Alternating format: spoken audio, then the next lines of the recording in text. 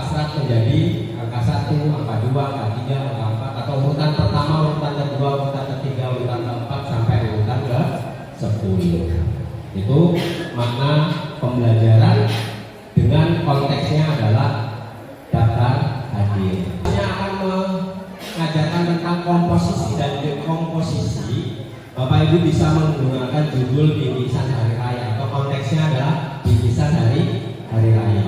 Apa yang dipelajari di sana? Konteks bingkisan hari raya sangat akrab dengan kehidupan murid karena mereka pernah menerima atau melihat bingkisan berisi makanan dan minuman saat hari raya. Tentunya konsep ini mendorong eksplorasi numerasi. Misalnya, pada penguraian bilangan dengan jumlah isi bingkisan 10, murid akan menguraikan 10 itu isi bingkisan menjadi sekian makanan dan sekian minuman. Misalnya 10 itu terdiri dari 3 minuman dan 7 makanan. Itu yang dimaksud dengan dekomposisi. Pada penyusunan bilangan dengan bingkisan yang terdiri dari 10 makanan dan 5 minuman, murid akan menyusun kedua bilangan tersebut menjadi bilangan yang baru, yaitu 15. Nah, itu. Kemudian maknanya yang dari abstrak ke konkret, dari konkret ke abstraknya, ini gambar bingkisan hari raya.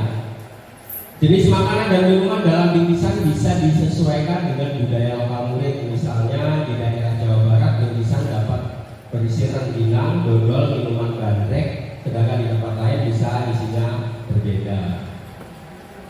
Kemudian mengajarkan matematika sejak dini melalui benda-benda konkret adalah supaya anak-anak pertama tidak antipati dengan matematika dan tidak beranggapan bahwa matematika itu sesuatu yang sangat menyeramkan. Nah, tentunya banyak sekali misalnya ini Bapak Ibu, eksplorasi yang ketiga. Selain bingkisan hari raya, masih banyak sekali yang bisa digunakan untuk mengajarkan komposisi dan dekomposisi. Misalnya Bapak Ibu mengajarkan tentang penjumlahan dan pengurangan dengan menggunakan benda-benda konkret. Contohnya kerikil tadi. Kerikil tadi bisa digunakan untuk mengajarkan komposisi dan dekomposisi. Misalnya 3 kerikil warna merah ditambah 4 kerikil warna putih, itu jadi berapa kerikil? Dan lain sebagainya. Atau kelereng.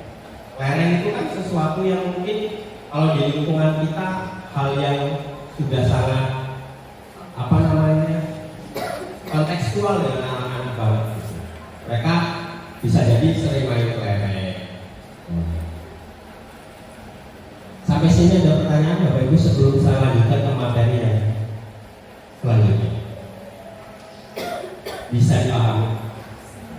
Saya ada gambaran bahwa cara mengajarkan matematika itu harus menggunakan 6 kriteria ini kalau mau baik. Sebenarnya tugas tadi harusnya secara berkelompok, tapi supaya lebih cepat saya mempelajari tentang ini. Yang pertama kita akan mempelajari tentang konservasi bilangan, yang kedua tentang subitasi, yang ketiga tentang memasangkan satu-satu dan perbandingan, yang keempat tentang ordinal tadi, urutan bilangan 1, 2, dan 3, pertama, kedua, dan ketiga. Yang kelima nanti kita akan belajar tentang lebih banyak 1 atau 2 dan lebih sedikit 1 atau 2. Selanjutnya akan belajar tentang membangun patokan seperti 5 dan 10. Kemudian komposisi dan dekomposisi. Lanjut ya Bapak, ini yang dimaksud dengan konservasi bilangan. Yang atas sama yang bawah banyak mana? Ya.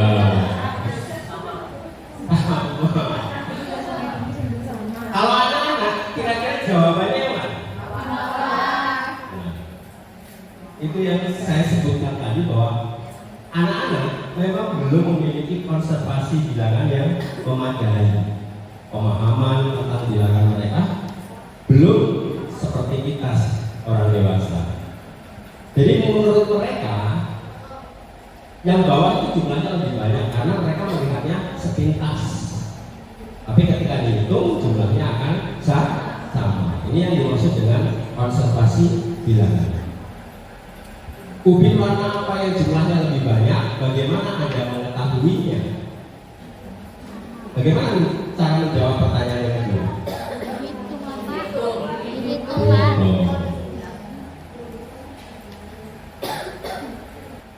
Jumlahnya akan sama walaupun posisinya berbeda-beda. Nah, ini memungkinkan kalau anak kecil harus diajarkan yang lebih komplit lagi, seperti pada misalnya gadu. Apa Ibu pernah lihat gadu ya? Angkanya ada berapa saja? 1 sampai 5. Nah, 1 sampai 5. Yang tukang main koprok mungkin lebih apa? Dan di angka 1 sama angka 5 itu jumlahnya 6. 1 sama angka 4 jumlahnya 5 dan seterusnya. Kalau anak-anak sudah memiliki pemahaman tentang konservasi bilangan yang baik, maka walaupun posisinya dirubah, misalnya ini disusun yang atasnya ada 4, yang bawahnya ada 5, mereka akan tahu bahwa jumlahnya tetap 9. Misal ini dibuat jaraknya lebih renggang lagi, mereka juga akan tahu bahwa jumlahnya tetap 9. Itu yang dimaksud dengan konservasi bilangan, yaitu kalau dalam arti definisinya adalah pemahaman logis bahwa jumlah benda itu tidak tergantung posisi. Mau posisinya berantakan, mau posisinya disusun, mau posisinya tidak berurutan, kita paham bahwa jumlahnya adalah kalau ini misalnya 9. Itu yang dimaksud dengan konservasi bilangan. Nah, caranya bagaimana mengajarkan itu? Coba Bapak Ibu di kelas susun benda-benda dengan jumlah yang sama tapi posisinya beda-beda. Kalau anak bisa mengetahui bahwa jumlahnya itu sama, maka anak sudah memiliki pemahaman tentang konservasi bilangan. Bisa dipahami Bapak Ibu? Seperti yang baru saja kita lihat ini tadi, ketika Bapak Ibu ditanya karena belum hitung, ya langsung bilang banyak yang bawa. Nah, Bapak Ibu sepintas jangan dihitung satu-satu, berapa jumlah? Oke, bagus sekali. Berarti Bapak Ibu memiliki kemampuan subitas yang baik. Berapa yang, kenapa Bapak Ibu bisa menyebut itu berapa? Betul. Bisa yang atas itu ada 4, bawah ada 4. Bisa juga yang lain misalnya, yang atas 6, yang bawah 2. Itu yang dimaksud dengan kemampuan subitasi. Bapak Ibu bisa menghitung tanpa menghitung satu-satu. Tapi kalau anak kecil apakah bisa? Enggak. Jadi caranya mengajarkan subitasi, Bapak Ibu bisa mengajarkan kepada mereka kelompokan, misalnya ini 4, ini 4. Jadi 4 tambah 4 adalah 8. Kemudian kalau enggak 4 berarti 6 dan 2. Nah, itu juga bisa mengajarkan kepada mereka tentang subitasi. Bisa dipahami tentang istilah subitasi? 10 itu kalau subitasi bisa berapa saja? Iya. Kalau Bapak Ibu pisah-pisah, misalnya 9 sama 1, 2 sama 8, 3 sama 7, 4 sama 6, 5 sama 5. Nah, begitu. Jadi secara tidak langsung mereka akan memahami bahwa 1 ditambah 9 akan menjadi 10, 2 ditambah 8 pasti jumlahnya 10, 3 dan 7 itu jumlahnya 10, 4 dan 6 juga jumlahnya 10, 5 dan 5 jumlahnya 10. Dengan cara ini, subitasi. Apa rasa martabak? Manis. Pernah makan martabak telur? Pernah. Kalau kamu punya 1 martabak telur, temanmu ada 4, apa yang kamu lakukan? Nah, itu bisa digunakan sebagai jembatan untuk mengantarkan sebuah pelajaran. Misal, gambar yang pertama, anak-anak pernah makan telur? Pernah. Kalau kamu berdua dengan adikmu, telurnya hanya 1. Bagaimana cara membaginya supaya adil? Nah, itu juga bisa menjadi jembatan untuk mengantarkan tentang materi setengah dan seperempat. Ya. Coba cari konteks lain sesuai dengan kekhasan daerah masing-masing untuk mengawali belajar pecahan. Kalau sesuai dengan kondisi lingkungan kita, selain telur, martabak, apalagi yang bisa kita jadikan sebagai konteks untuk mengajarkan pecahan? Roti. Roti bisa ya, ada ya, ada di Indomaret banyak. Apalagi selain roti? Apel, apel bisa. Apel bisa. Apel, pir itu bisa. Semangka juga bisa. Tapi Bapak Ibu, dalam konteks mengajarkan tentang pecahan, karena yang akan kita ajari adalah anak-anak, maka pastikan bahwa kalau itu buah, jika dibagi dua benar-benar bisa sama besar. Masuk yang saya, kalau apa namanya, semangka kan ada yang lonjong ya. Kalau baginya dibelah sama baginya dipotong, adil yang mana? Ayo. Semangka kan ada yang lonjong. Kalau dibelah sama dipotong, itu yang pas setengah yang mana? Dibelah. Oke, tepat. Ya. Kalau dipotong bisa jadi kanan kirinya nggak sama. Nah, konsep itu kalau diajarkan dengan cara yang salah, anak-anak akan menganggap bahwa sesuatu yang dibagi dua, walaupun nggak sama besar itu setengah. Padahal konsep setengah adalah dua bagian yang sama besar, harus sama. Itu setengah. Jadi jangan salah mengajarkan. Kemudian sesuai capaian pembelajaran tahun 2025 pada fase A, kita akan fokus pada pembelajaran pecahan setengah dan seperempat. Namun dalam hal ini fokus kita adalah pecahan sebagai bagian dari keseluruhan. Definisi dari pecahan setengah adalah satu bagian dari dua bagian yang sama. Itu setengah. Kalau seperempat definisinya adalah satu bagian dari empat bagian yang sama. Itu seperempat. Cara Bapak Ibu mengantarkan murid memaknai pecahan menggunakan kedua stimulus di samping. Ini aja satu aja. Jadi seperti itu stimulusnya. Anak-anak pernah nggak makan roti bakar? Mungkin ada yang jawab enggak karena nggak punya oven. Itu toh? Pernah makan roti? Pernah. Roti bakar? Ya ada yang diem aja karena nggak punya oven. Terus kalau kamu punya roti satu, kamu sama adikmu, apa yang kamu lakukan? Gitu. Pasti mereka akan menjawab dibagi dua. Tapi apakah dibagi dua itu sudah setengah? Belum tentu. Maksudnya ya begini Bapak Ibu. Konsep setengah yang benar itu kan dibagi dua sama persis besarnya. Ya. Kalau anak-anak ada yang membagi dua dengan tidak sama besar, bagaimana cara Bapak Ibu menjelaskan bahwa itu bukan setengah? Misalnya dibagi dua, yang satu kecil, yang satu besar. Anak-anak bisa saja menganggap bahwa itu adalah setengah. Bagaimana cara Bapak Ibu meluruskan pemahaman itu?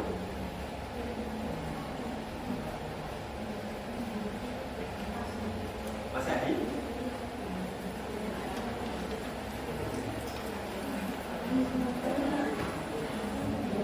Ya, cara meluruskannya adalah memberikan pengetahuan atau wawasan bahwa setengah itu harus sama, setengah harus adil, sama besar dan sama jumlah. Gitu. Kemudian telah disediakan diskusikan bagaimana cara memahamkan konsep setengah dan seperempat menggunakan kertas lipat tersebut. Ceritakan hasil diskusi. Silakan yang kita buat berapa ya? Empat. Ini kan ada 1, 2, 3, 4. Yang ini 5. Silakan diputar kursinya untuk jadi kelompok.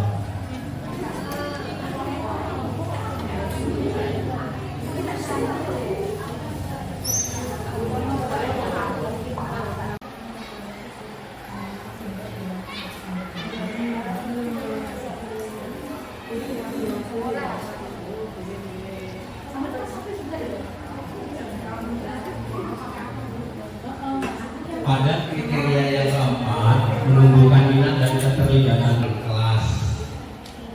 Kemudian apakah jumlah ranting pohon rambutan itu lebih dari 20? Itu kan membuat murid mengeksplorasi sesuatu yang mereka bisa kerjakan. Itu kriteria membuat murid terlibat aktif dalam pembelajaran.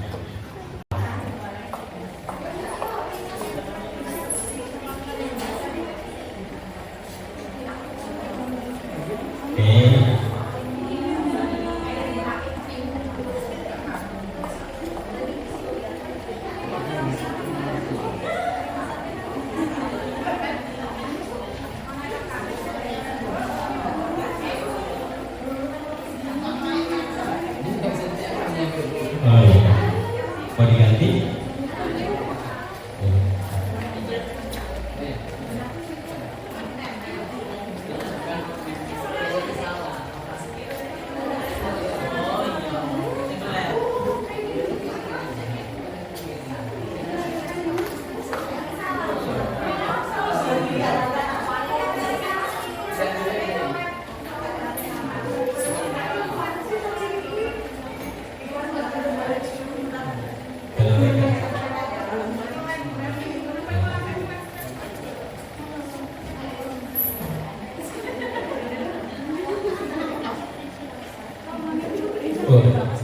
Luar biasa, ada yang panjang.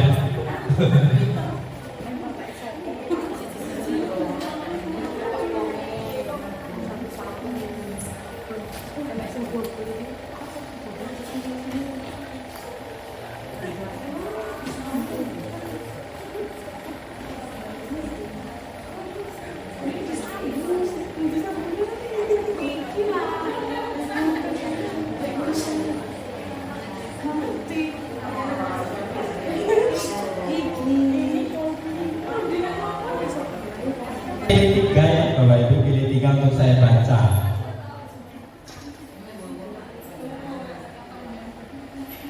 Konservasi bilangan, betul ada materi itu tadi. Kemudian kesadaran bahwa jumlahnya akan tetap sama walaupun posisinya berbeda. Luar biasa. Kemudian ada subitasi, kemampuan secara instan mengenali jumlah objek dalam kelompok kecil tanpa menghitung. Luar biasa ini.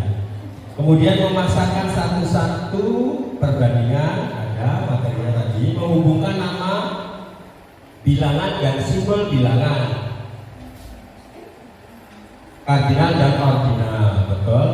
Komposisi menyusun dan dekomposisi mengurai. Ini tulisan siapa? Oh, Asih ya, Bu Asih. Kasih tepuk tangan buat Bu Asih. Kemudian satu lagi, konservasi bilangan ada, subitasi ada, memasangkan bilangan, ordinal dan kardinal, lebih banyak 1 atau 2, membangun patokan seperti 5 dan 10, benar, komposisi dan dekomposisi. Lengkap banget ini, temannya mau nambahin jadi bingung ini. Ada tambahannya di bawah, ordinal mengurutkan tinggi badan dan urutan 1, 2, 3, 4. Betul sekali. Satu lagi dari ini Mas Ahmad Rifai. Yang ditulis hanya satu materi, lebih banyak 1 dan 2 dan lebih sedikit 1 atau 2. Ini yang nambahin siapa tadi ya? Gak ada. Kasih tepuk tangan Bang Mas Ahmad Rifai. Baik Bapak Ibu, terima kasih. Tayangkan tadi, ini kan tadi ada 3 ya, 3 eksplorasi. Yang pertama, ranting pohon di sekitar sekolah, kemudian daftar hadir dan bingkisan hari raya. Ini pertanyaannya, apakah contoh aktivitas pembelajaran pada bagian buat aktivitas sudah sesuai dengan prinsip dan pengalaman pembelajaran mendalam? Menurut Bapak Ibu sudah sesuai atau belum?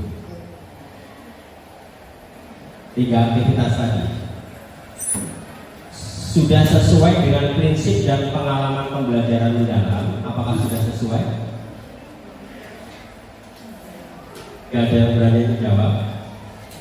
Ika, Ika, Sudah Pak. sudah. Karena sesuai dengan prinsip pembelajaran mendalam yang pertama berkesadaran, bermakna dan menggembirakan. Oke, kasih aplaus dulu Mas Yuka.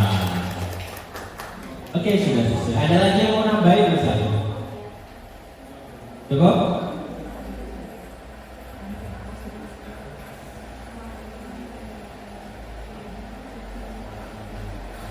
Nah ini belum ya, belum kita bahas. Pemikiran murid. Pernah? Bu Epi, gunakan Wiki. Ya. Seperti apa contoh ibu mengikuti pemikiran murid?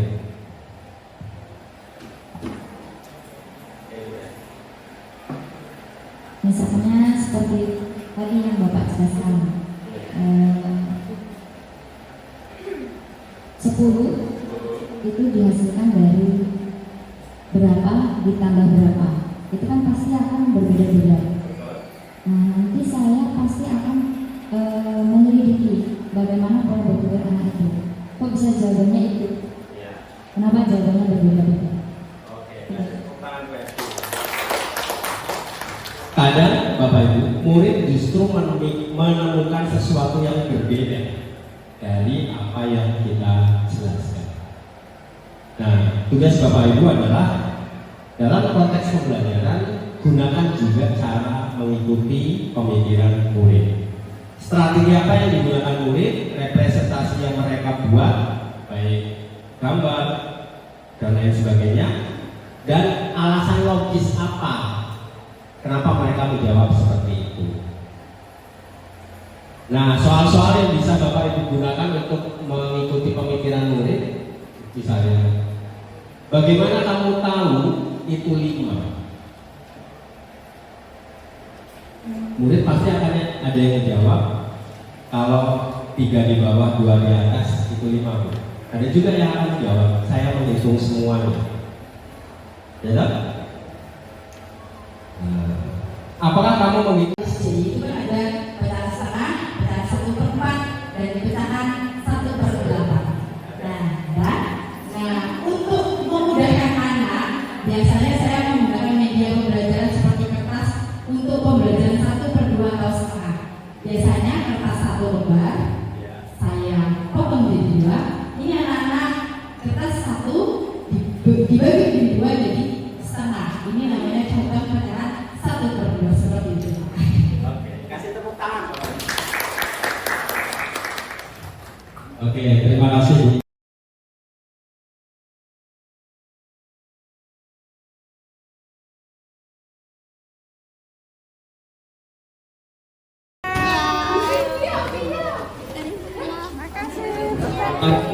Ada yang bawa SPPD, saya taruh tangan dulu.